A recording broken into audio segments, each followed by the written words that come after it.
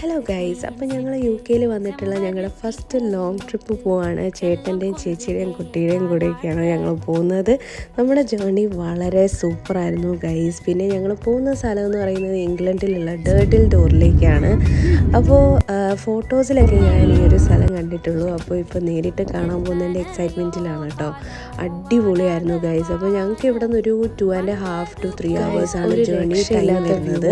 കുറച്ചധികം നമുക്ക് നടന്നു പോകുമ്പോഴാണ് ആ ഒരു കറക്റ്റ് വ്യൂ കിട്ടുന്നത്.